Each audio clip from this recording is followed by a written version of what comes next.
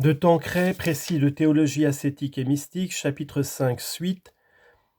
La sanctification des relations d'apostolat, suite. Les moyens. Tout d'abord, il faut se rappeler qu'il y a une hiérarchie dans les moyens de zèle et que les plus efficaces sont la prière et le sacrifice, l'exemple et en dernier lieu la parole et l'action.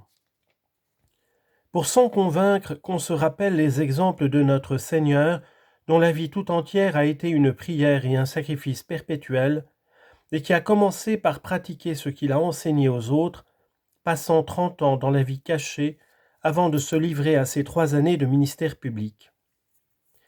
Qu'on n'oublie pas la conduite des apôtres se déchargeant de certaines œuvres de charité sur les diacres afin de pouvoir vaquer plus librement à la prière, aussi bien qu'à la prédication de l'Évangile. Actes chapitre 6, verset 4. Qu'on entende sans cesse retentir à ses oreilles la parole de saint Paul, nous disant que ce n'est ni celui qui plante ni celui qui arrose qui fait le bien, mais Dieu qui seul fait croître la semence. 1 Corinthiens chapitre 3 verset 7. On donnera donc la première place à la prière. On ne sacrifiera pas les exercices essentiels comme l'oraison, l'action de grâce, la pieuse récitation de l'office divin, l'examen de conscience, l'offrande explicite des actions principales, bien persuadé que par là on rend plus service aux âmes que si on consacrait toute sa vie à l'action. Le pasteur d'âme sera, comme le dit saint Bernard, un réservoir et non pas un simple canal. Le canal laisse passer tout ce qu'il a à mesure qu'il le reçoit. Le réservoir se remplit d'abord et donne alors de son trop-plein sans dommage pour lui-même. Un second moyen de ne pas oublier la vie intérieure, c'est de viser à former une élite sans cependant négliger les masses. Pour y réussir, on sent mieux la nécessité d'être un homme intérieur. Les études ascétiques que l'on fait, les conseils qu'on donne aux autres, les pratiques de vertu qu'on leur inculque, nous ramènent forcément à la vie de prière et de sacrifice. Mais pour cela, il faut qu'on soit dans la disposition généreuse de faire ce qu'on conseille aux autres. Alors, on n'a pas à craindre le relâchement et la tiédeur.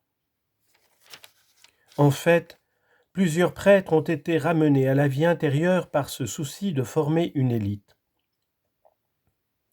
Dans l'enseignement qu'on donne aux fidèles, dogmatique ou moral, qu'on suive un plan défini qui permettra d'exposer l'ensemble des dogmes et des vertus chrétiennes. En préparant ces instructions, on nourrit sa dévotion, car on veut mettre en pratique ce qu'on conseille aux autres.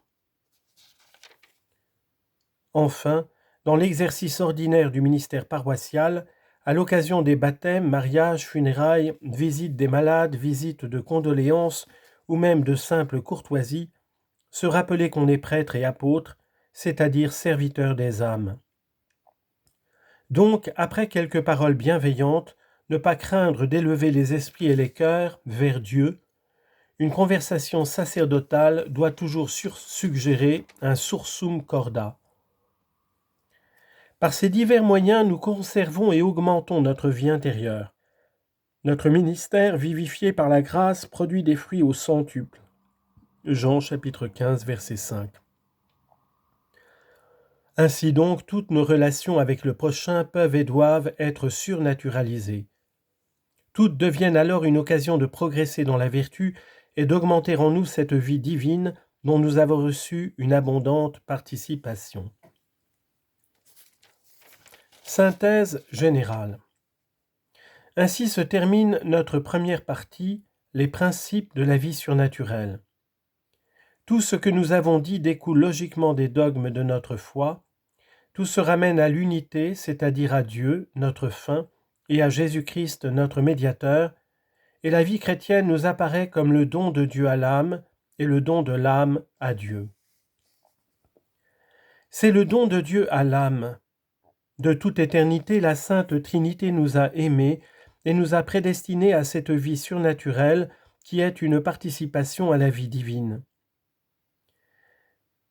C'est cette adorable Trinité vivante en notre âme qui est à la fois la cause efficiente et exemplaire de cette vie, l'organisme surnaturel qui nous permet de faire des actes déiformes, est son œuvre.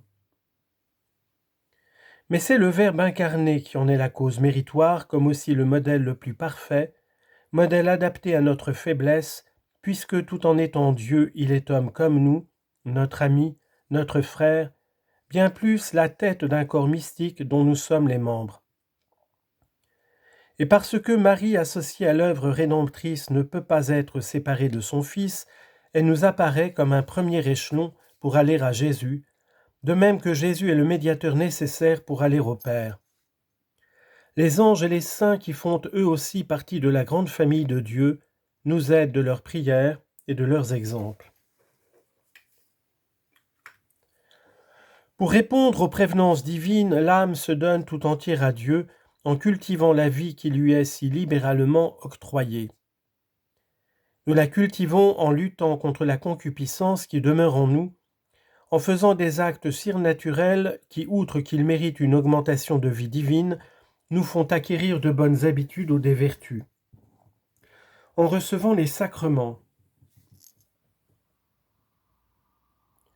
qui ajoutent à nos mérites une vertu sanctificatrice venant de Dieu lui-même.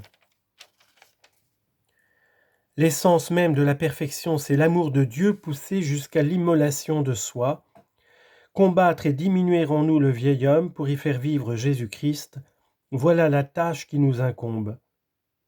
En la poursuivant, c'est-à-dire en utilisant les moyens de perfection, nous ne cessons de tendre à Dieu par Jésus-Christ. Le désir de la perfection n'est au fond que l'élan de notre âme essayant de répondre à l'amour prévenant de Dieu. Il nous porte à connaître et à aimer celui qui est tout amour, à nous connaître nous-mêmes pour mieux sentir le besoin de Dieu et nous jeter entre ses bras miséricordieux. Cet amour se traduit par une conformité aussi parfaite que possible à la volonté de Dieu, manifestée par ses lois et ses conseils, comme aussi par les événements heureux ou malheureux qui tous servent à nous le faire aimer davantage, et par la prière qui, en devenant habituelle, élève constamment notre âme vers Dieu. Les moyens extérieurs eux-mêmes nous ramènent à Dieu, puisque la direction, le règlement de vie et les lectures de piété nous soumettent à sa volonté sainte. Les relations que nous avons avec nos semblables, en qui nous voyons un reflet des perfections divines, nous ramènent encore à celui qui est le centre de tout. Et comme dans l'usage de ces moyens nous avons sans cesse devant les yeux Jésus notre modèle, notre collaborateur, notre vie, nous nous transformons en lui. Christianus alter Christus. Le chrétien est un autre Christ. Ainsi se réalise peu à peu l'idéal de perfection tracé à ses disciples par M. Ollier en tête du Pietas Seminarii. Vivere summe Deo in Christo Jesu Domino nostro, ita ut interiora filii eius intima cordis nostri penetrent. Traduction. Vivre pour Dieu et pour Dieu seul, au suprême degré, en s'incorporant au Christ Jésus, de telle sorte que ses dispositions intérieures pénètrent au plus intime de notre âme et deviennent nôtres.